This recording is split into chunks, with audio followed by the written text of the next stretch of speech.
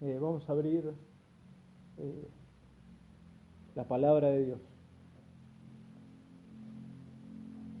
La palabra de Dios. En el libro de Hechos estamos leyendo Hechos de los Apóstoles, estamos haciendo nuestro estudio en serie en el libro de Hechos de los Apóstoles. Hoy nos toca leer el capítulo 18 de Hechos, desde el versículo 22 que vamos a leer hasta el capítulo 19, versículo 7. A medida que hemos recorrido Hechos, hermoso libro, por cierto, edificante en lo personal, y espero que haya sido de bendición también para cada uno. En cada relato hemos visto un especial énfasis de Lucas en cuanto a la predicación del Evangelio. Ese es el punto, el tema de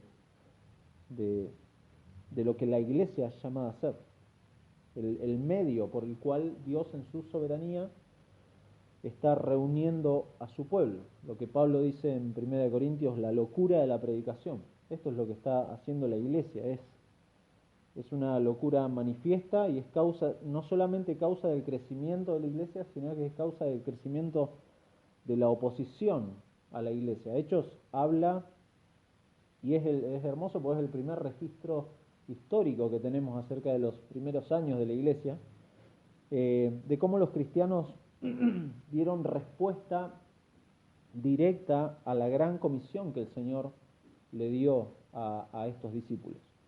Lucas, que es el autor de Hechos, lo explica muy claramente en las palabras que el Señor mismo manifestó en el primer tratado, porque recuerden, Lucas y Hechos es un solo libro, y haríamos bien en leer Lucas con Hechos, porque es una continuidad. Pero déjenme leerles Lucas capítulo 24. Lucas capítulo 24. Ahí el Señor está hablando a sus discípulos, se está despidiendo antes de ascender, y el versículo 46 dice: y les dijo, así está escrito, y así fue necesario que el Cristo padeciese y resucitase de los muertos al tercer día, y que se predicase en su nombre el arrepentimiento y el perdón de pecados en todas las naciones, comenzando desde Jerusalén, y vosotros sois testigos de estas cosas. Esto es lo que la iglesia tenía que hacer, y esta Hechos es respuesta directa a esto que el Señor les mandó ahí en Lucas 24, predicar en su nombre el arrepentimiento y el perdón de pecados.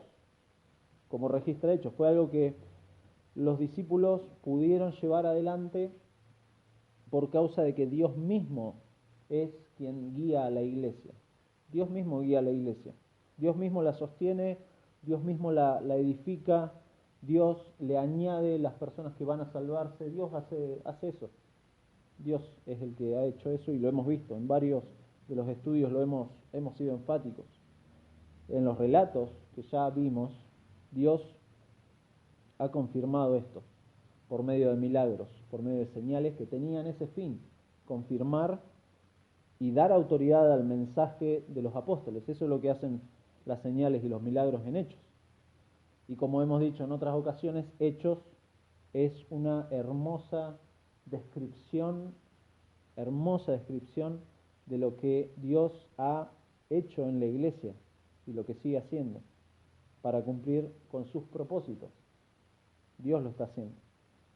Pero Hechos, y este es el cuidado que hay que tener al leer Hechos siempre, no es prescriptivo, no es normativo, no es algo para decirle a la iglesia en la actualidad: tenemos que volver a ser la iglesia de Hechos, porque no es el sentido de este libro. Hechos de los Apóstoles no tiene ese fin, de que el lector diga, bueno, tengo que volver a ser la iglesia de Hechos. No, porque esto es una descripción, no es una prescripción, no es norma para la iglesia, y es importante tenerlo presente.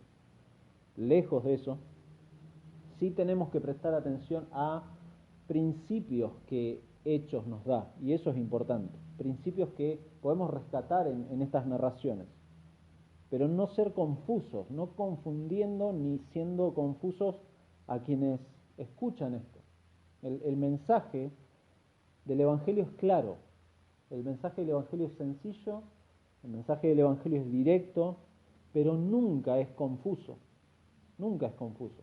Y es algo que es importante. ¿Por qué digo esto? Porque de ahí el título que le pusimos a nuestro estudio de hoy, la importancia de una teología correcta.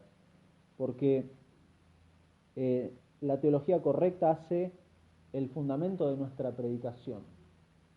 Hace no solo el fundamento de nuestra predicación, sino el fundamento de nuestra vida. Una mala teología produce una mala praxis, o sea, una mala práctica de nuestra vida espiritual. Eso es lo que hace. Y si hay un término que a mucha gente asusta es esta palabra, teología. Porque a algunos les agarra como urticaria. Escuchan esta palabra y dicen, bueno, imaginan a una persona, y creo que se te viene a la mente, decís teología y se te viene una persona con mala cara, encerrada alrededor de libros, en un lugar medio oscuro. Se te viene a la mente eso y nada que ver.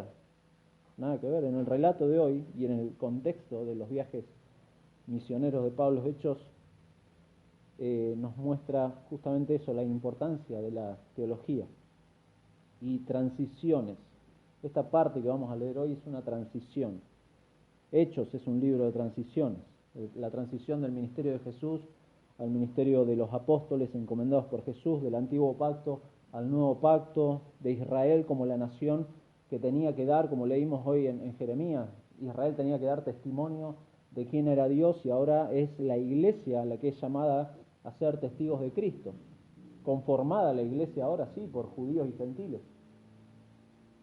Transición. John MacArthur en su introducción a Hechos de los Apóstoles hace esta observación muy interesante. La carta a los Hebreos, ¿sí? Carta a los Hebreos la tienen un poco más adelante en el Nuevo Testamento. La carta a los Hebreos establece la teología de la transición del antiguo pacto al nuevo pacto. Pero Hechos muestra la manifestación práctica del nuevo pacto. La manifestación práctica del nuevo pacto en la vida de la iglesia. Una vida de la iglesia en donde vemos la importancia de una teología correcta, porque la teología, entendida, y acá el concepto de teología, entendida como el conocimiento bíblico de nuestro Dios, eso es teología, debe afectar nuestra vida. Una correcta teología, el conocimiento de nuestro Dios debe afectar nuestra vida, necesariamente. Leamos el pasaje. Llegó entonces, versículo 22, habiendo arribado a Cesarea, subió para saludar, está hablando de Pablo, subió para saludar a la iglesia y luego descendió a Antioquía y después de estar allí algún tiempo salió recorriendo por orden la región de Galacia y de Frigia, confirmando a todos los discípulos. Versículo 24, llegó entonces a Éfeso un judío llamado Apolos, natural de Alejandría, varón elocuente, poderoso en las Escrituras. Este había sido instruido en el camino del Señor y siendo de espíritu fervoroso hablaba y enseñaba diligentemente lo concerniente al Señor, aunque solamente conocía el bautismo de Juan. Y comenzó a hablar con denuedo en la sinagoga, pero cuando le oyeron Priscila y Aquila le tomaron aparte y le expusieron más exactamente el camino de Dios. Y queriendo él pasar a Acaya, los hermanos le animaron y escribieron a los discípulos que le recibiesen, y llegado él allá fue de gran provecho a los que por la gracia habían creído, porque con gran vehemencia refutaba públicamente a los judíos, demostrando por las Escrituras que Jesús era el Cristo. Aconteció que entre tanto que Apolos estaba en Corinto, Pablo, después de recorrer las regiones superiores, vino a Éfeso y hallando a ciertos discípulos, les dijo, ¿recibisteis el Espíritu Santo cuando creísteis? Y ellos le dijeron, ni siquiera hemos oído si hay Espíritu Santo. Entonces dijo, ¿en qué pues fuisteis bautizados? Ellos dijeron, en el bautismo de Juan. Dijo Pablo, Juan bautizó con el bautismo de arrepentimiento, diciendo al pueblo que creyesen en aquel que vendría después de él, esto es, en Jesús el Cristo. Cuando oyeron esto, fueron bautizados en el nombre del Señor Jesús, y habiéndoles impuesto las manos, habiendo impuesto Pablo las manos, vino sobre ellos el Espíritu Santo, y hablaban en lenguas y profetizaban. Eran por todos unos 12 hombres. Vamos a orar. Señor, gracias por tu palabra. Tu palabra es la verdad y es la autoridad para tu iglesia, porque es tu consejo, porque es tu voz, porque en ella nos muestras a Cristo. Tu palabra es autoridad y hoy venimos a darte gracias porque en libertad podemos venir a abrirla, Señor. Bajo ese concepto, Padre, es algo que nos llena de temor enfrentarnos a tu palabra y hacerlo en forma liviana, Padre. No permitas que nuestros corazones consideren como algo liviano tu palabra. Tu palabra es la autoridad y rogamos que por medio de ella obres en nuestras vidas, Señor. Que esto que vamos a ver esta mañana sea de bendición para tu iglesia, de edificación, de santificación, Señor, y que tú obres también por medio de tu Espíritu Santo para salvar a aquellos que no te conocen, Padre. Te lo rogamos, te clamamos por estas cosas en el nombre de Jesús. Amén. Amén. La idea principal del pasaje de hoy es el hecho de que la teología, como dijimos, afecta nuestra predicación, nuestra vida de iglesia, nuestra vida personal como cristianos, y en el incrédulo obviamente afecta su eternidad. Una teología correcta, vuelvo a repetir, afecta nuestra predicación, afecta nuestra vida de iglesia, afecta nuestra vida personal como cristianos, y en el que no cree, obviamente, afecta su eternidad, porque si alguien predica algo que es teológicamente incorrecto, está afectando la eternidad de una persona, está mandándolo al infierno. Eso está dentro de la soberanía de Dios, pero la responsabilidad nuestra es de predicar correcta teología bíblica, la palabra de Dios, el consejo de Dios, tal como está escrito. La teología, estrictamente hablando, es lo que se piensa y se dice respecto a Dios. Lo que uno piensa y lo que uno dice respecto de Dios está basado en esa teología correcta. Y cómo de ahí, es tremendo cómo de ahí deriva el resto de nuestras creencias con respecto al Evangelio, con respecto a la iglesia, con respecto a la vida del creyente. Y es lo que vemos justamente en el pasaje. El contexto, versículo 22 y 23, ese es el contexto. Pablo ya ha estado en Éfeso, ¿sí? ¿Recuerdan? Lucas nos ha introducido en el hecho de que Aquila y Priscila, este matrimonio que acompañaba a Pablo, en el versículo 19 se quedó en Éfeso, ahí se quedaron, y Pablo no accedió a quedarse. Es como que los hermanos querían que Pablo se quedara, pero Pablo tenía otros planes, pero sí tenía la esperanza de volver a reencontrarlos. Versículo 21, volveré a vosotros si Dios quiere. O sea, les dice, bueno, hay esperanza de que vuelva a verlos. Los versículos 22 y 23 entonces hacen como de un intervalo para Lucas volver a introducirnos en Éfeso, en el versículo 24.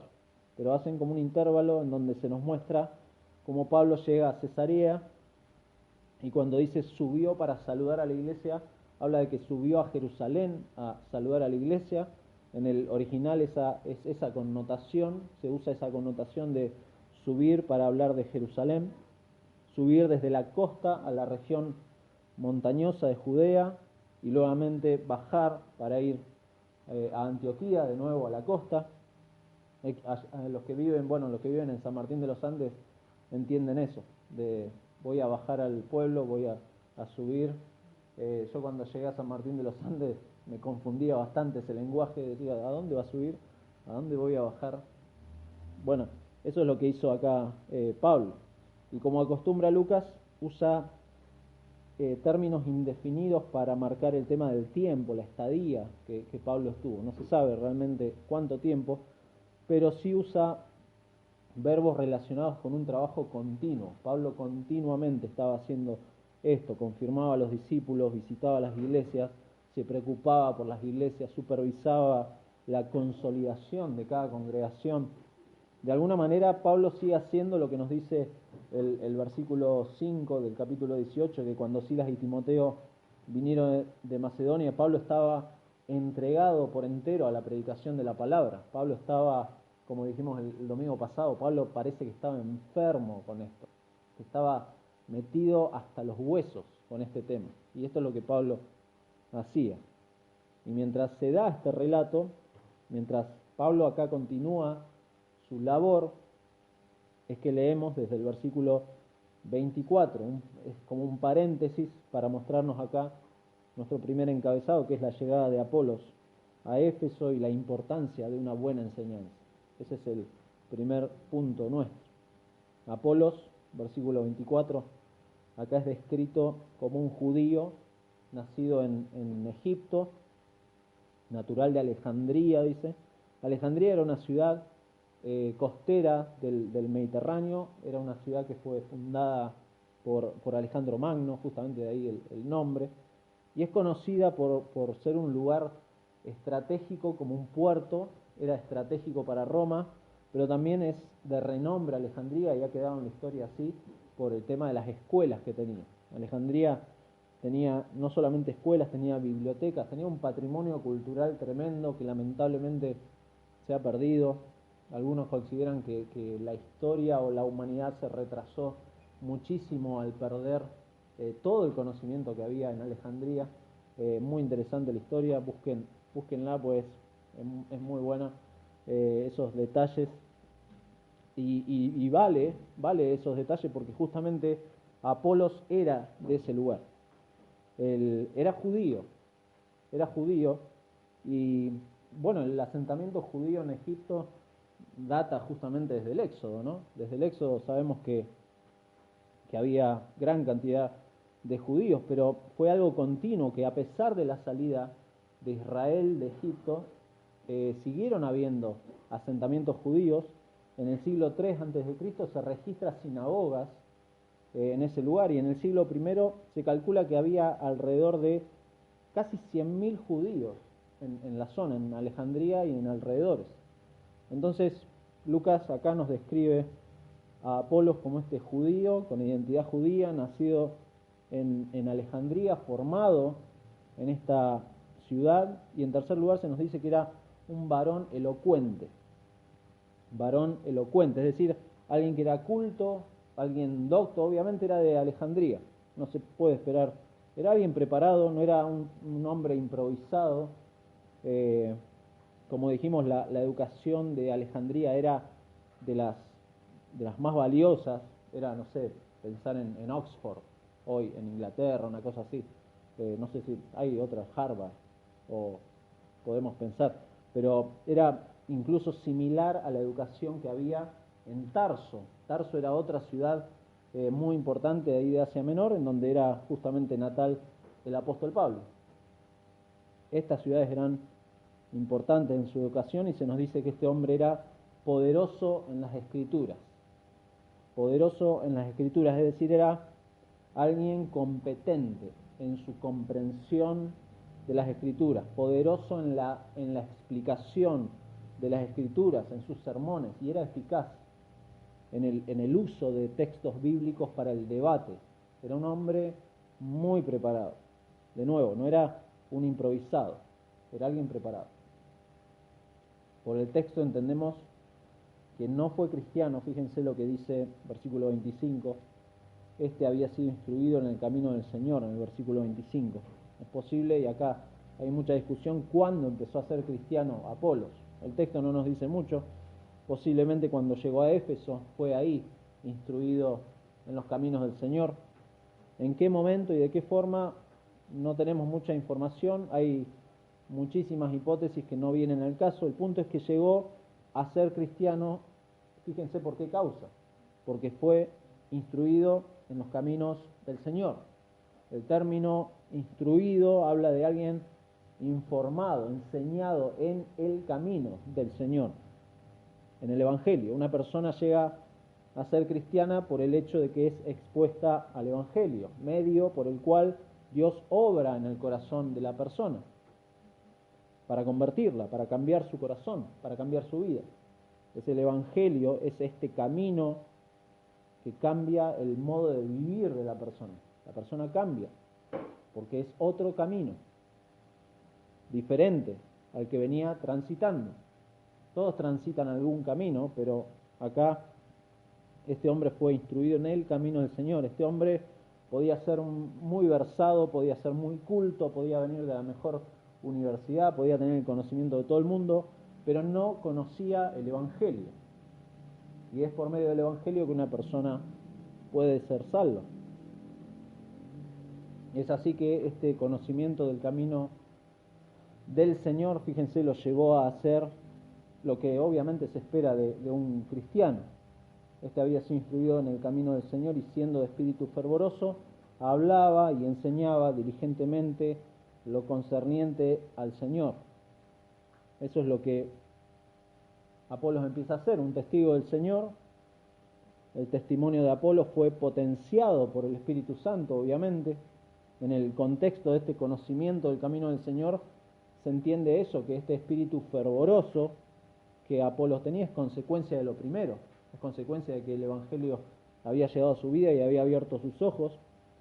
Es el fervor que Pablo menciona en Romanos 12:11, cuando le dice a la iglesia que sean fervientes en espíritu, sirviendo al Señor. Es la misma palabra, fervientes en espíritu. Pero no es un fervor, y esto vale aclararlo, no es un fervor emocional. No es emoción, no es que Apolos, no, es algo que es de Dios, que no es nacido de uno, sino que es nacido por este conocimiento de los caminos del Señor. Es algo que Dios produce por medio del conocimiento de su palabra. La mente del cristiano es instruida, pero el corazón se enciende. El corazón se enciende por causa de las maravillas del Evangelio. Eso lo hace Dios, sin duda, por medio de su palabra. El Evangelio es lo que modifica la vida de la persona, el accionar. El fervor proviene de la confianza en esta verdad de la palabra de Dios y del poder que proclamamos.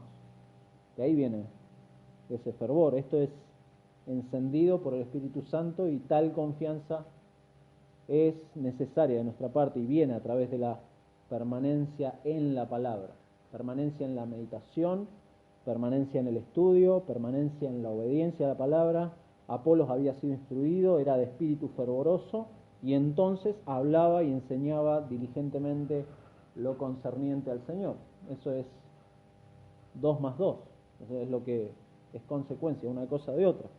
Su enseñanza era clara con respecto al Señor, a la persona de Cristo, a la obra redentora de Dios por medio del sacrificio de Cristo en favor del pecador, la justicia de Cristo, necesaria, suficiente para salvar al pecador. En eso Apolos fue diligente y estaba enfocado en Cristo. Pero hay un detalle que ahí Lucas nos da, que dice que aunque solamente conocía el bautismo de Juan. Y esto a muchos le ha generado como una confusión, ¿qué es esto? Y debido al contexto en donde también lo que leímos, los discípulos de Éfeso también tenían esta característica, conocían solamente el bautismo de Juan, como vamos a ver en el capítulo 19. El bautismo de Juan representa el mensaje de Juan. ¿Cuál era este? Era la preparación de la venida del Mesías. Ese es el mensaje que Juan predicaba. Y Apolos creyó en esto. Apolos reconoció al Mesías como el Cordero de Dios que quita el pecado. ¿Recuerdan? Juan el Bautista predicaba eso. De aquí viene el Cordero de Dios que quita el pecado del mundo. Eso creyó Apolos. Era como aquellos santos del Antiguo Testamento que fueron salvos, que por gracia de Dios tenían puesta su esperanza en Dios como el Redentor, como el Señor, como el Salvador. E incluso Apolos llegó a reconocer al Mesías de Israel. Eso es lo que Apolos creía. El mismo Lucas, como dijimos en el primer tratado, en el Evangelio que lleva el nombre de Lucas, menciona incluso algunos personajes que tenían estas mismas características. Es muy interesante eso verlo, porque cuando Cristo fue presentado en el templo, si lo recuerdan ahí en el capítulo 2 de Lucas, para ser circuncidado, ¿sí? Al octavo día, se dice que había un hombre que se llamaba Simeón, que era un hombre que esperaba la consolación de Israel, que esperaba al ungido del Señor en ese momento. Y también en ese lugar había una mujer que se llamaba Ana, una anciana que era devota del Dios de Israel, que daba gracias a Dios por ese niño que estaban presentando y que le hablaba a todos los que esperaban la redención. Lo que es posible, bueno, entonces encontramos esta similitud. Lo que es posible es que no haya entendido con precisión el propósito por el cual Cristo murió y resucitó. Eso es lo que quizá le faltaba a este Apolos. Y por eso después vamos a ver más adelante, Priscila y Aquila tuvieron que tomarlo aparte y explicarle con más exactamente acerca, de nuevo, del camino de Dios. Entonces, en lo que respecta al significado del arrepentimiento y el bautismo y su relación con Jesús, eso quizás es lo que todavía Apolos no había entendido completamente, y la mayoría de los comentaristas coinciden con eso. Un entendimiento más completo del nuevo pacto y sus diferencias con el antiguo pacto. Era un judío de Alejandría, instruido, pero este hombre era como aquellos santos del Antiguo Testamento y personas que todavía vemos en la narrativa de los evangelios y en Hechos que le faltaba este conocimiento. No había una exactitud. Era preciso en lo que predicaba, pero había detalles que se le estaban escapando, y eso es importante. Lo que estos, fíjense, dice, cuando lo oyeron Priscila y Aquila, le tomaron aparte y les pusieron más exactamente el camino de Dios. La enseñanza y la teología de este hombre era correcta, era con bases a las Escrituras, era precisa, pero no era exacta. Y esto es lo que hace Priscila y Aquila. Lo que estos hermanos hicieron en amor es hermoso, la imagen. Es aclararle el nuevo pacto en Cristo. ¿Por qué Dios envió a su Hijo para salvar al pecador? Él había creído en el Mesías que había venido, pero no había entendido, posiblemente, la mayoría coincide, acá no nos dice nada el texto, de el propósito. La iglesia, ¿qué es esto de la iglesia? Posiblemente tampoco lo había entendido. Este hombre era poderoso en las Escrituras, pero necesitaba seguir instruyéndose. Un detalle que no se nos puede escapar, hermoso detalle en ambas partes, es la humildad. La humildad, tremendo. Porque por un lado este matrimonio tuvo el cuidado, lo oyeron, le tomaron aparte, no hicieron un escándalo, no le señalaron públicamente el error, sino que lo tomaron aparte. Algunos coinciden en que hasta que se hospedó con ellos, lo tomaron aparte. Y por otro lado, no lo dice el texto, pero tampoco vemos oposición o orgullo de parte de Apolos. Apolos, hermosa imagen, porque es instructiva y es de amonestación, ¿no? A uno. Cuando alguien quiere corregirnos en algo, enseguida levantamos barreras y no estamos dispuestos a profundizar si lo que estamos creyendo está bien o está mal. Porque como hemos dicho, nuestra teología afecta, no solo nuestro intelecto, afecta nuestra vida, afecta nuestras relaciones, afecta nuestro mensaje, afecta nuestra espiritualidad. Y esta gente, Priscila y Aquila, realmente su teología correcta había afectado su accionar. Y entonces, versículo 27, vemos el ministerio de Apolos en Acaya. ¿Por qué? Porque dice, queriendo él pasar a Acaya, fíjense lo que pasa, los hermanos le animaron y escribieron a los discípulos que le recibiesen. Muestra cómo de alguna manera la instrucción que les dio Priscila y Aquila fue de ánimo, fue de exhortación, fue de crecimiento para este hermano. Tal es así que esto lo animó a seguir predicando en las regiones de Acaya. Eso es lo que quiso hacer. Y si bien no se nos dice la motivación, pero sí se nos describe lo que los hermanos de Éfeso hicieron. Hicieron dos cosas. Lo animaron. Interesantísimo, porque es la única vez que aparece este verbo de esta forma escrito en el Nuevo Testamento. Y habla de un empuje, de urgir a alguien. Lo ven que está preparado, lo ven que está animado a seguir predicando y estos hermanos lo empujan. Han observado el ministerio, han observado que la predicación que este hombre hacía era de beneficio para la iglesia, y entonces esto puede ser de beneficio también para toda la región de Acaya. Entonces lo animaron. Y lo segundo que hacen es que escribieron a los discípulos para que la recibiesen, que le den la bienvenida, es decir, que lo reciban favorablemente, incluso que lo ayuden en su misión, en lo que necesitara. Para eso escribieron esa carta.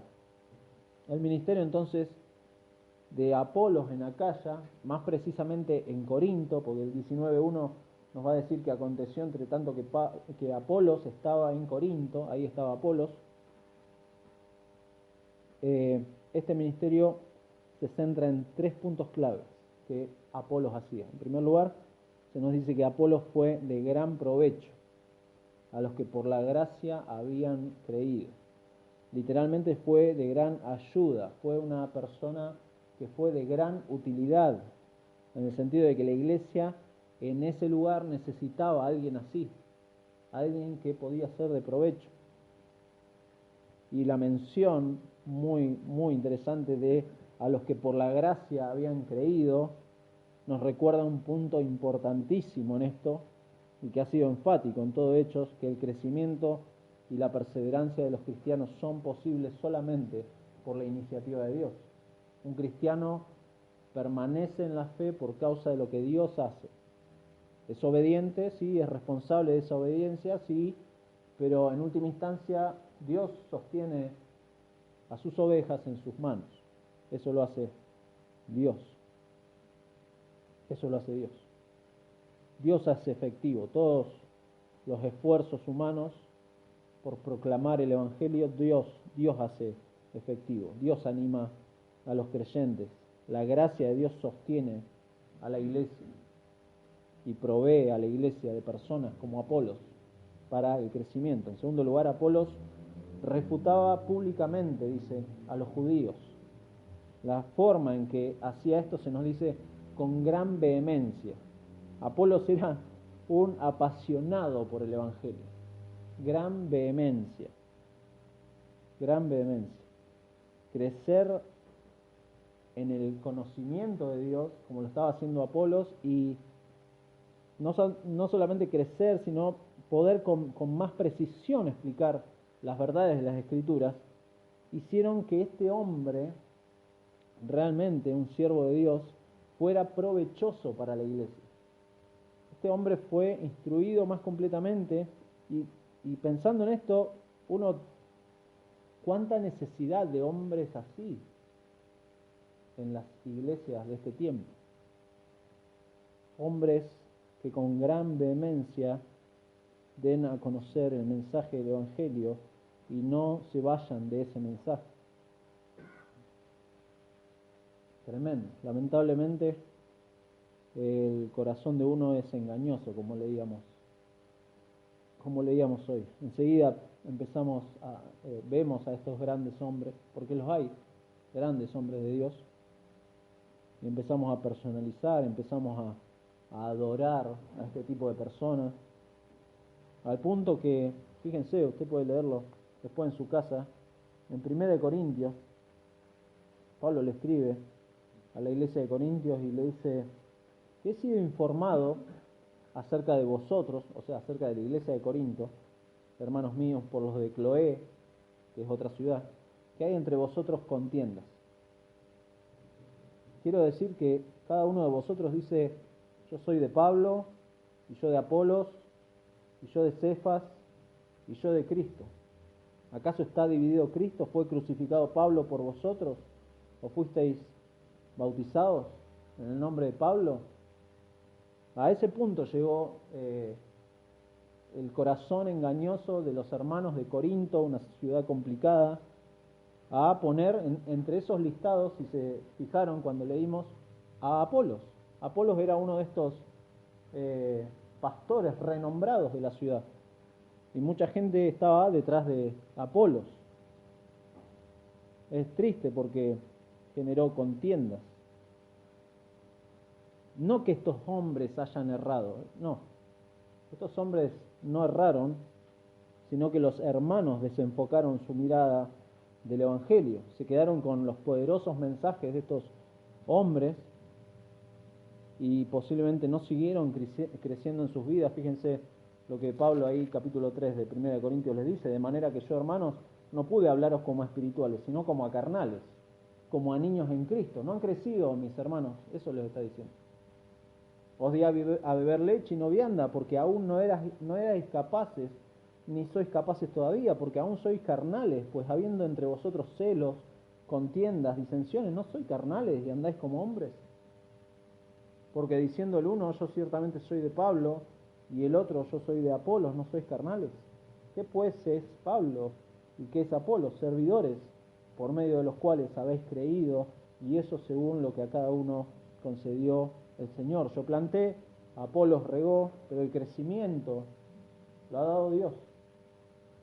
Así que ni el que planta es algo, ni el que riega, sino Dios que da el crecimiento. Y el que planta y el que riega son una misma cosa, aunque cada uno recibirá su recompensa conforme a su labor, porque nosotros somos colaboradores de Dios y vosotros sois labranza de Dios, edificio de Dios. Dios da el crecimiento y Apolos estaba regando justamente las verdades de Dios, refutando públicamente, vehementemente, con pasión.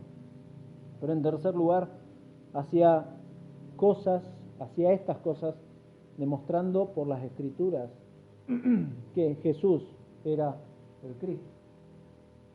Eso lo hacía por medio de las Escrituras. Como dijimos antes,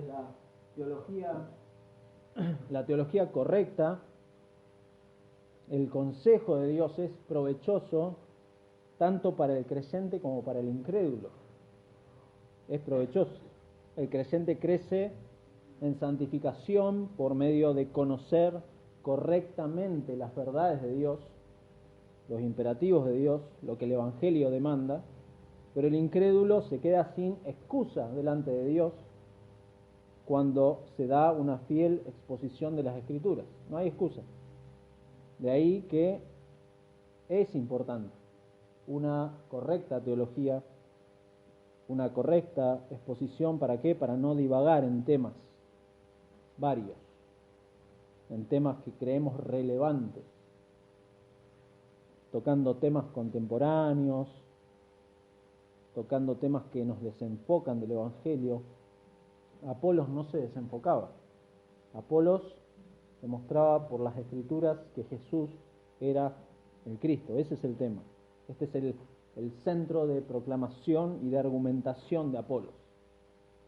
La identidad de Jesús, muerto en la cruz, resucitado para nuestra justificación, el Mesías de Israel. Ese era el tema de la predicación de Apolos y ese es el tema de la predicación de la iglesia. La iglesia es llamada a ser testigos del Cristo resucitado. Y mientras tanto, mientras vemos el ministerio de Apolos, Lucas retoma el ministerio de Pablo, versículo 1 del capítulo 19.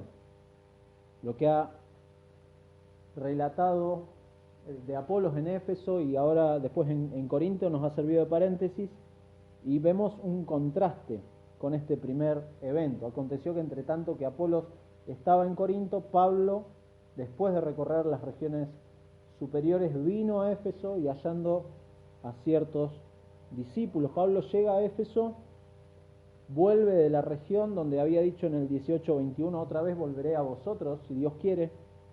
Bueno, Pablo ha vuelto, y es interesante porque dice que se encuentra con ciertos discípulos. Acá hay un montón de discusión acerca de quiénes son estos discípulos, estos ciertos discípulos. Si son personas que han escuchado el mensaje incompleto que antes predicaba Apolos, o si eran viejos discípulos incluso del mismo Juan el Bautista. Algunos consideran eso, porque habían pasado un poco más de 20 años, pero otros discuten si eran creyentes o no eran creyentes. El texto no aclara nada en cuanto al origen de estas personas, pero el contexto de lo que estamos leyendo nos dice mucho acerca de la fe de estas personas, y eso es importante observarlos. El término discípulo acá, tanto en la narrativa de Hechos como los evangelios, es un término que no determina automáticamente que fueran cristianos.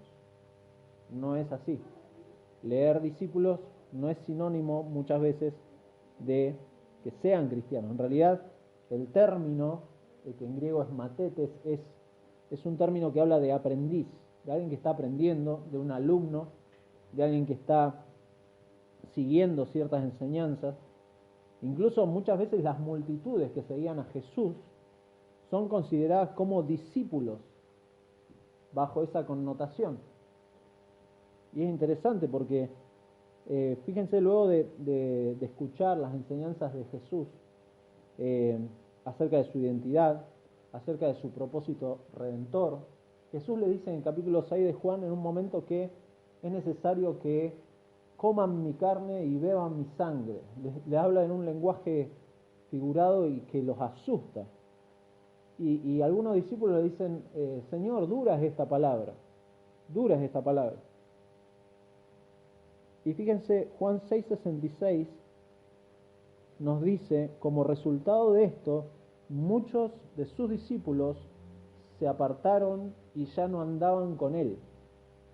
Interesante porque usa ese término, matetes, discípulos, aprendices, alumnos, que abandonaron al Señor. Pero los menciona el Evangelio como discípulos. Es interesante que algunos observan un contraste con Apolos, y me gustó mucho esa idea, porque hay contrastes muy claros con Apolos. Apolos es descrito como ferviente en espíritu, en el 25 del capítulo 18, y estos discípulos no conocen al Espíritu. Versículo 2. Apolos no es bautizado de nuevo, mientras que estos discípulos tienen que ser bautizados en el nombre del Señor Jesús. Lucas usa este término, incluso ciertos discípulos, sin un artículo definido en el original, y mucha gente le pasa lo mismo. El concepto es que esta gente se autodenominaba discípulos. Y mucha gente pasa así, en un país como el nuestro, que es cristiano, que es católico por tradición. Mucha gente se le dice, no, porque este cristiano, o porque fulano, aquel cristiano, y se le dice normalmente cristianos, o porque fueron bautizados de bebé, o porque por años han ido a una iglesia cristiana, y creen que son cristianos, pero no lo son. Incluso, fíjense, versículo 2, la pregunta que Pablo hace y la respuesta que dan estas personas confirman esto. ¿Recibisteis el Espíritu Santo cuando creísteis? Y ellos le dijeron, ni siquiera hemos oído si hay Espíritu Santo. Pablo hace una pregunta acá, que es compuesta, que revela si realmente han creído Algunos, sacando de contexto este pasaje y no teniendo obviamente en cuenta el género literario del que estamos leyendo, dicen que esto habla de que la llegada del Espíritu a una persona es posterior a creer. Y no es así. Que la llegada del Espíritu se manifiesta con ciertas señales, como hablar en lenguas, como profetizar, etc. Y no es así. Efesios, capítulo 1, versículo 13, está hablando de de las bendiciones, algunos tienen ese título, bendiciones espirituales en Cristo. Versículo 13 dice, en Él, o sea, en Cristo, también vosotros, le está hablando a la iglesia, habiendo oído la palabra de verdad, el evangelio de vuestra salvación, y habiendo creído en Él, fuisteis sellados con el Espíritu Santo de la promesa, que es las arras de nuestra herencia, hasta la redención de la posesión adquirida para alabanza de su gloria. Y Pablo ahí en Efesios después no va a mencionar que bueno, este sello viene con algo más, no, es en el momento que uno cree en el Evangelio, Dios sella a esa persona con el Espíritu Santo. Pablo tenía dudas de que estas personas tuvieran un compromiso cristiano genuino. Por eso lo lleva a hacer esta pregunta. No se nos dice en el texto, pero posiblemente por el comportamiento, sus conversaciones, su estilo de vida, no sabemos, pero había evidencia de la falta del Espíritu Santo en la vida de las personas. Y esto Pablo se lo pregunta, ¿recibisteis el Espíritu Santo cuando creísteis? Como que el creer está junto con el recibimiento del Espíritu Santo. Y esto se va a manifestar en la vida. La pregunta de Pablo va directamente al punto de lo que significa ser cristiano. La característica de un genuino creyente en Jesús no es alguien que se bautiza con la fórmula correcta, no es que necesita una fórmula mágica correcta para recibir el Espíritu Santo en el momento de ser bautizado, no, sino que tiene fe y es sellado con el Espíritu Santo. Y la presencia del Espíritu Santo en la vida de la persona se hace evidente. Se hace evidente. ¿Cómo? ¿Con manifestaciones? No, sino con vidas transformadas. Vidas transformadas. Corazones que dejan de amar y servir al pecado para amar y servir a Cristo. ¿Se da cuenta la diferencia? Es importante las manifestaciones, las cosas estas que no, como decía, había un pastor, no sé quién era, pero le escuché esa frase, un pastor de una iglesia, no sé si media carismática o qué, le decía que no me importa que la persona se caiga o tenga manifestaciones, me importa que la persona cuando salga de la puerta ande derechito, ande según lo que el Evangelio demanda. Y acá Pablo vio algo y lo llevó a hacer esta pregunta: ¿recibisteis el Espíritu Santo cuando creísteis? Pablo hace otra pregunta, versículo 3. ¿En qué pues fuisteis bautizados? Pablo quiere confirmar la gravedad de esta ignorancia de estos hombres que se consideraban discípulos. Ignorancia de verdades fundamentales de la fe. Si miramos el contexto de todo Hechos, encontramos, fíjense, en el capítulo 2 de Hechos, versículo 38, Pedro está predicando, capítulo 2, versículo 38, y Pedro les dijo: arrepentíos y bautícese cada uno de vosotros en el nombre de Jesucristo para perdón de los pecados, y recibiréis el don del Espíritu Santo. Está hablando a los judíos. Arrepiéntanse, bautícense, reciban el perdón de Dios, reciban el Espíritu Santo, todos juntos. Eso es lo que Dios hace en el corazón de la persona. Si una persona se arrepiente y cree, Dios obra de esa forma. Y eso es fundamental.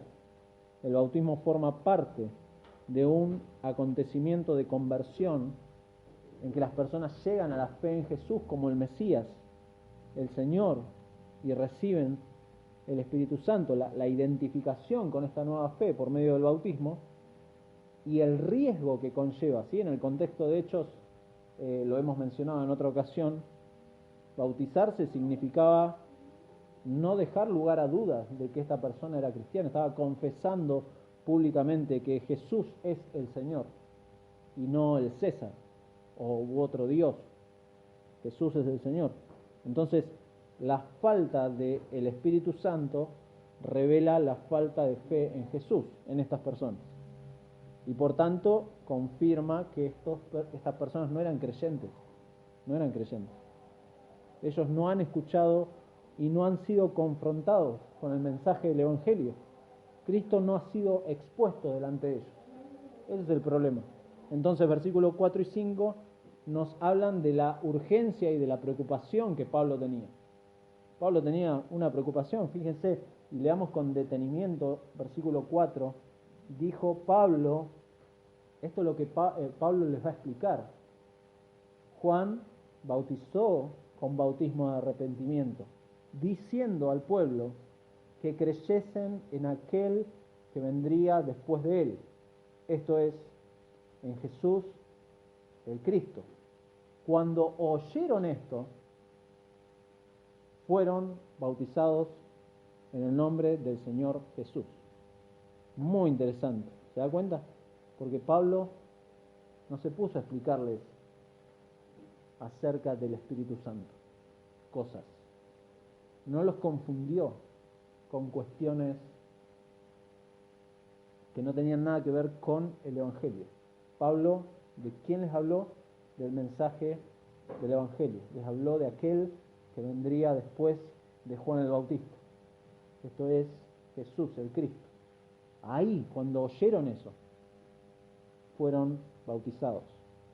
¿En quién? En el nombre del Señor Jesús. Estas personas no habían escuchado el Evangelio.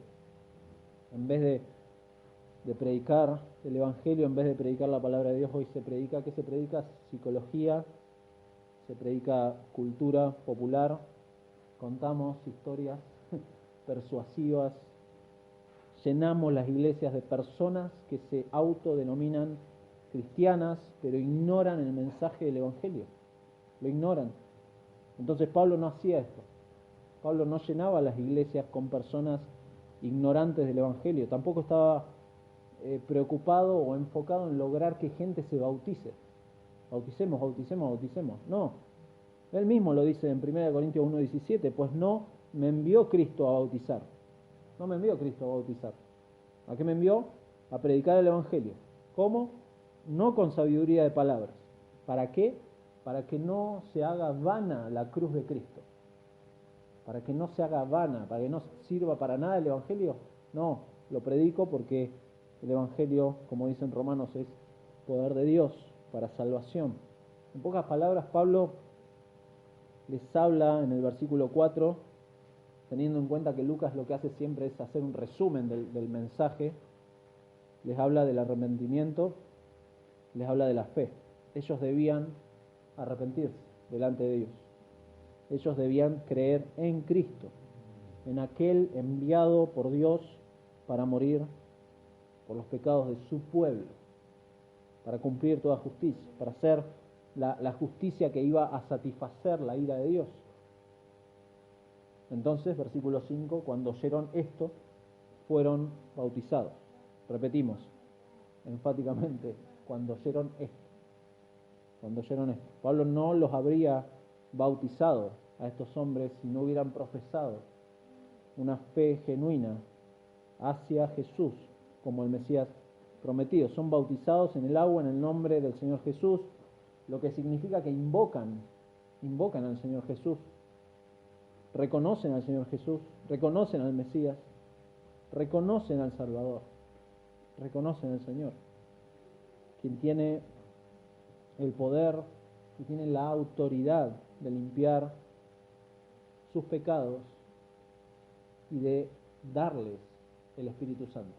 Ahora sí, ahora sí. Entonces, versículo 6, y habiéndoles impuesto Pablo las manos, vino sobre ellos el Espíritu Santo y hablaban en lenguas y profetizaban.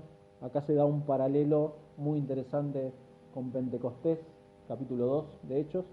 Pentecostés, la imposición de las manos de Pablo, eso era una señal de compañerismo, no que Pablo que fuera un superhombre o llevara superpoderes, no, es una señal de compañerismo. Ahora son parte de la iglesia, ahora sí son hermanos. Antes eran ciertos discípulos con algunas confusiones, ahora sí son hermanos, y obviamente las manifestaciones que vemos acá, como hemos visto a lo largo de Hechos, son evidencias de la recepción del Espíritu Santo y de la confirmación del mensaje del Evangelio que pasa acá. Como hemos dicho, Lucas está dando descripciones de cómo el Evangelio era predicado, cómo Dios obraba en las personas y cómo confirmaba el mensaje por medio de esta señal. ¿Sí? No es normativo, no es que, bueno, algunos se agarran de esto y dicen, ¿viste? Acá está, hay que imponerle las manos y va a venir el Espíritu Santo y automáticamente van a hablar en lenguas y van a profetizar. No, no es lo que hace Hechos. Hechos es una narración de eventos para describir lo que está pasando, pero no son normativos, no son prescriptivos. Ese es el problema y es un peligro leer Hechos de esta forma. Dios confirma el mensaje. El mismo Dios que obró en Pentecostés, el mismo Dios que obró en el ministerio de Pedro, ¿se acuerdan? Pedro con Cornelio pasó algo similar. Es el mismo Dios que ahora está operando activamente en el ministerio de Pablo. Es el mismo Dios. Es Dios sosteniendo a su iglesia. Lo que no podemos perder de vista es la importancia de cómo esta teología correcta que Pablo tenía, la fidelidad al mensaje del Evangelio, lo llevó a hacer las preguntas correctas a estas personas que podían creerse creyentes, pero que estaban lejos de serlo, muy lejos de serlo. Primera de Juan, capítulo 4, versículo 1, le dice Juan a la iglesia: amados, no creáis a todo espíritu, sino probad los espíritus si son de Dios, porque muchos falsos profetas han salido por el mundo. En esto conoced el Espíritu de Dios. Todo espíritu que confiesa que Jesucristo ha venido en carne es de Dios, y todo espíritu que no confiesa que Jesucristo ha venido en carne no es de Dios. Y este es el espíritu del anticristo, el cual vosotros habéis oído que viene y que ahora ya está en el mundo. Hijitos, vosotros sois de Dios y lo habéis vencido, porque mayor es el que está en vosotros que el que está en el mundo. Ellos, los incrédulos, son del mundo, por eso hablan del mundo y el mundo los oye. Nosotros somos de Dios, el que conoce a Dios nos oye, el que no es de Dios no nos oye. En esto conocemos el espíritu de verdad y el espíritu de error. Pablo estaba probando a estas personas con estas preguntas a ver si eran realmente del Señor. Les predicó el Evangelio y escucharon, eran de Dios, eran ovejas del Señor que el Señor estaba rescatando por medio de la predicación del Evangelio. ¿Qué implicancias, entonces, qué importancia realmente tiene una correcta teología para nosotros? Y solamente 3 puntos. En primer lugar, que el creyente es responsable, como vimos. El creyente es responsable de seguir aprendiendo, de seguir profundizando, de seguir moldeando su vida por medio de las verdades del Evangelio. El creyente es responsable de eso. No se puede desligar de eso. Este mensaje es el que nos ha dado vida, por tanto es el tema de nuestras vidas. Es el tema de nuestras vidas. No podemos llegar a decir, bueno, yo ya conozco, yo ya sé el Evangelio, yo ya conozco todo sobre Dios. Mentira. Mentira. El que piense que conoce todo sobre Dios, bueno, está en un problema, está en un punto crítico de su vida, pues no conoce nada. Nunca podremos llegar a decir eso. Necesitaríamos ni aún toda la eternidad, ¿se da cuenta? Ni aún toda la eternidad. Vamos a estar en la eternidad admirando el trono de Dios, vamos a estar observando al Cordero inmolado, y va a ser el tema de nuestra atención y de nuestra alabanza en la gloria. Entonces, si va a ser así, ¿cuánto más debería ser en esta temporalidad, ¿no? En esta estadía, en este mundo? Entonces, como primera aplicación, el creyente, como dijimos, es responsable de seguir aprendiendo, de seguir profundizando, de seguir siendo moldeados por las verdades del Evangelio. Aquellos que tienen pereza en esto, o que no le dan importancia, están en una posición peligrosa. Es un riesgo pensar así. Efesios capítulo 5.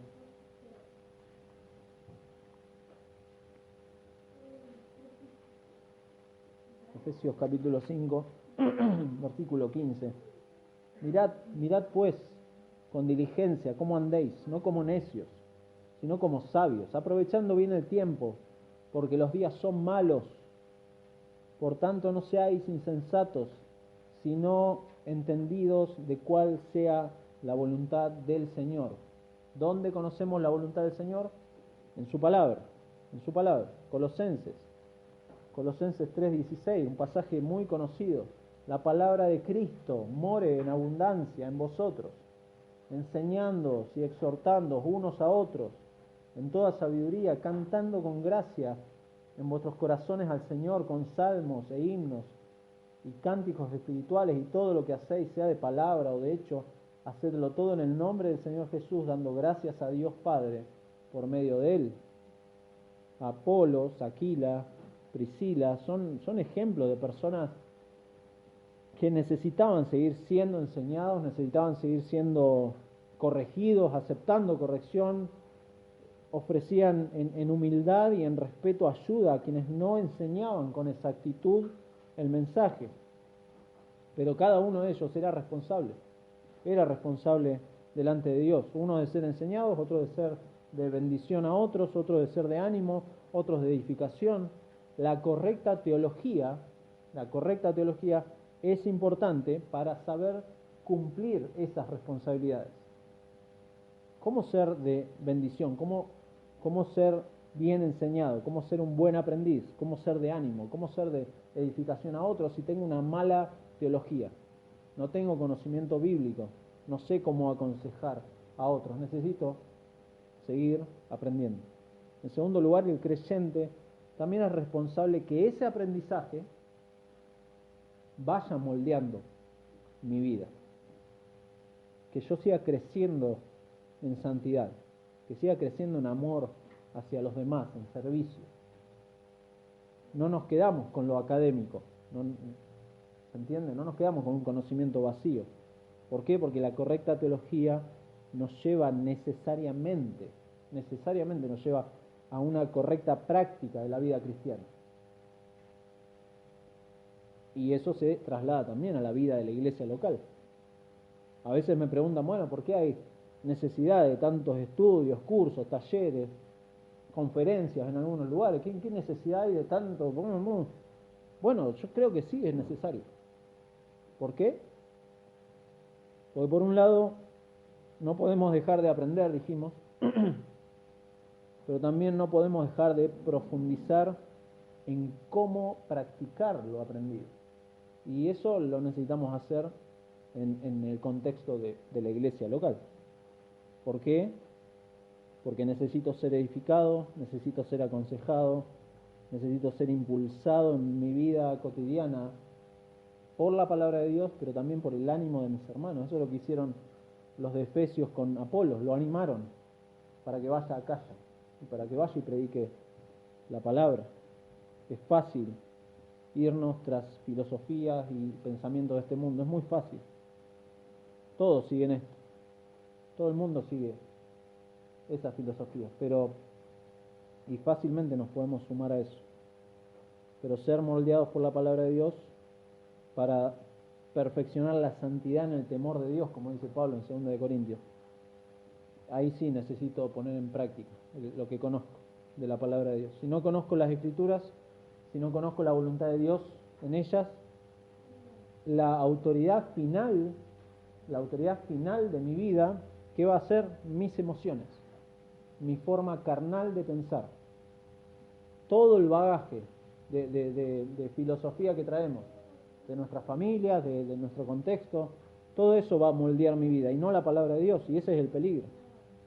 Ese es el peligro. Entonces, como creyente soy responsable que ese aprendizaje vaya moldeando mi vida, vaya moldeando, vaya haciéndome crecer en santidad, vaya haciéndome crecer en amor a los demás, en amor a mi esposa, en amor a mis hijos, en amor a mis compañeros de trabajo, que ore por ellos, que ore por mis hermanos.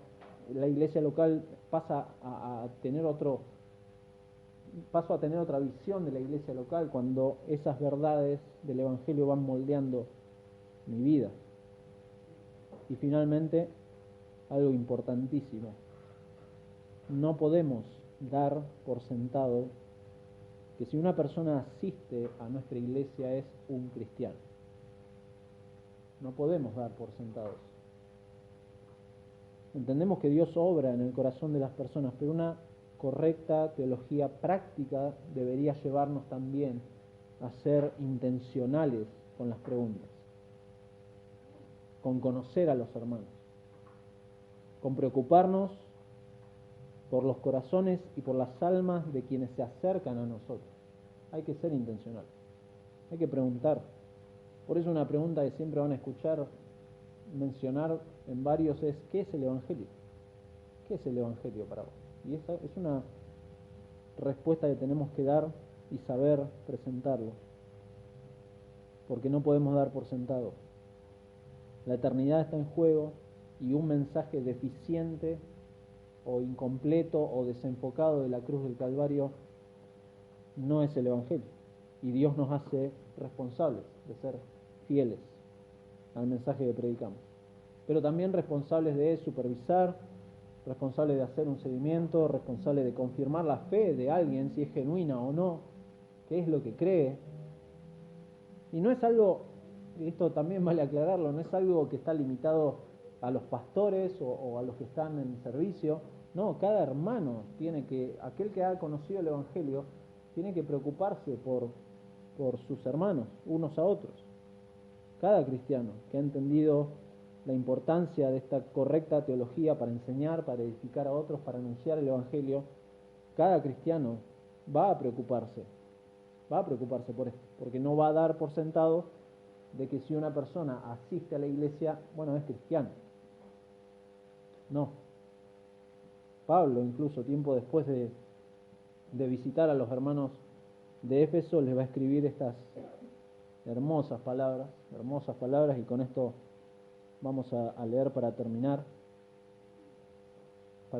y para llevarlas en nuestros corazones a fin de que Dios obre por medio de su palabra.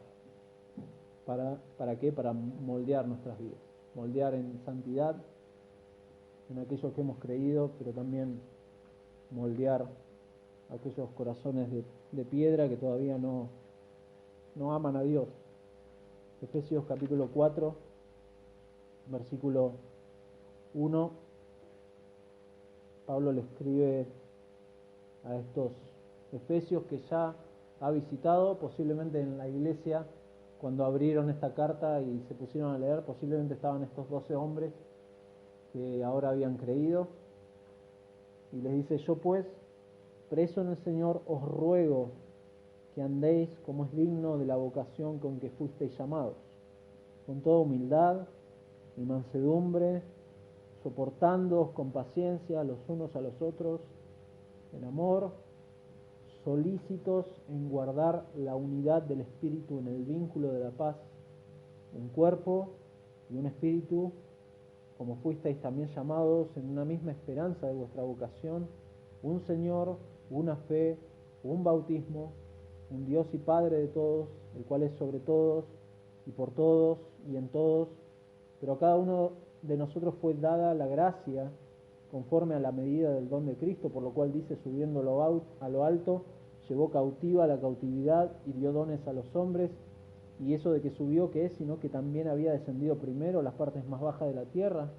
El que descendió es el mismo que también subió por encima de todos los cielos para llenarlo todo, y Él mismo constituyó a unos apóstoles, a otros profetas, a otros evangelistas, a otros pastores y maestros, a fin de perfeccionar a los santos para la obra del ministerio, para la edificación del cuerpo de Cristo, hasta que todos lleguemos a la unidad de la fe y del conocimiento del Hijo de Dios, a un varón perfecto, a la medida de la estatura de la plenitud de Cristo.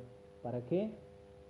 Para que ya no seamos niños fluctuantes, llevados por doquiera de todo viento de doctrina, por estratagema de hombres que para engañar emplean con astucia las artimañas del error, sino que siguiendo la verdad en amor, crezcamos en todo en aquel que es la cabeza, esto es Cristo, de quien todo el cuerpo, bien concertado y unido entre sí por todas las coyunturas que se ayudan mutuamente según la actividad propia de cada miembro, recibe su crecimiento para ir edificándose en amor. Vamos a orar. Señor, gracias por el obrar tuyo en tu iglesia. Padre, dependemos enteramente de ti para crecer no solamente en el conocimiento tuyo, sino seguir aplicando las verdades del Evangelio a nuestras vidas, Señor. El Evangelio es lo que moldea a tu iglesia, el Evangelio es lo que sostiene a tus santos, Señor. Gracias porque es en el Evangelio que hoy podemos venir a gozarnos de tu obra, Señor, en nuestros corazones. Padre, rogamos que nos ayudes a poder ver y dimensionar las verdades del Evangelio, no solamente como conocimiento, sino en nuestra vida diaria, Señor, cómo el Evangelio ha afectado mi vida realmente. Si sigo centrado en mis intereses, en mis cosas, en mi orgullo, o si, Padre, realmente he muerto para ahora vivir para ti. Señor, que nos des las fuerzas para luchar contra el pecado todos los días, mortificarlo, reconocer esas áreas en donde Cristo no está siendo glorificado y en eso, Padre, trabajar, en eso luchar, en eso depender de ti, porque no podemos hacerlo solos, no hay forma de hacer estas cosas solos, Señor, sin estar ligados a Cristo por medio del Evangelio. Padre, que nuestra vida no caiga en un moralismo ni en un legalismo, sino que realmente la gracia tuya sea la que sostiene a cada uno de mis hermanos. Ayúdalos en este proceso de santificación. Sostén nuestras vidas, Señor. Salva a los que no te conocen.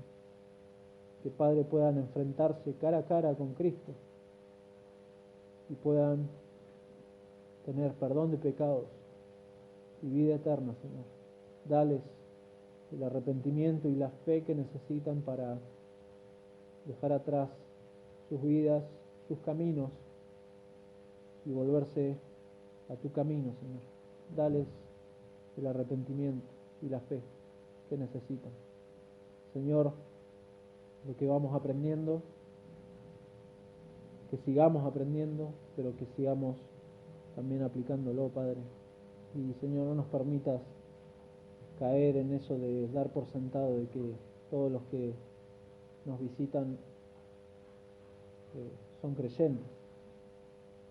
Padre, confiamos en tu soberanía, confiamos en la obra de tu Espíritu Santo en los corazones de las personas y rogamos por eso, Señor, porque cada vez que nos reunamos tengamos presente eso, que la gloria es para ti, que el centro es Cristo y que el mensaje que tenemos que dar siempre es el Evangelio de nuestro Señor. Gracias por esta mañana, gracias por cuidarnos en esta hora, Señor.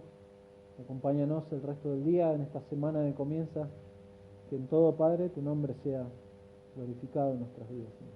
Gracias Oramos en el nombre de Jesús. Amén.